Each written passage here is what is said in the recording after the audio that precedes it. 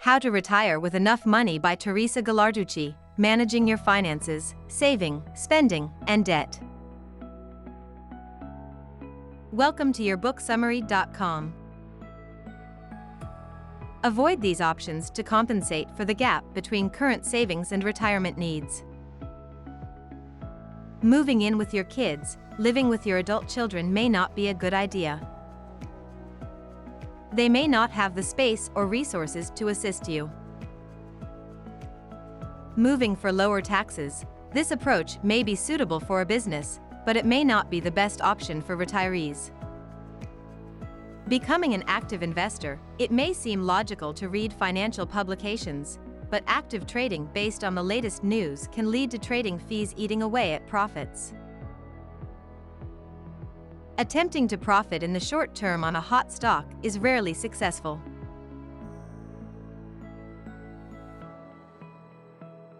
Here are some practical steps you can take. Lower your standard of living. Living within your means and limiting your expenses to 70% of your current income is advisable. Consider reducing your spending to achieve this goal.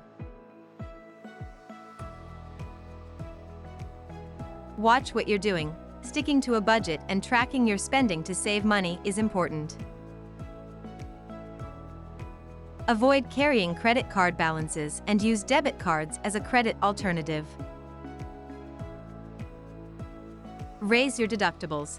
By raising your deductible from $500 to $1,000, you can expect to save approximately 25% on your homeowner's insurance. It's not worth investing in appliance protection policies since most appliances have a free warranty covering malfunctions within the first year of ownership. No new cars. It's better to buy a quality used car than a new one since most new vehicles lose 40% of their value in the first year. Also, it's recommended to avoid extended warranties. Get a short-term mortgage. If you qualify for a 7 or 15-year mortgage, higher monthly payments will save years of interest. Consider paying off mortgage or debts with Windfall. I hope you found the information about How to Retire with Enough Money by Teresa Ghilarducci. If you're interested in learning more about the book, stay tuned for the next part of this series where we'll dive into the next section.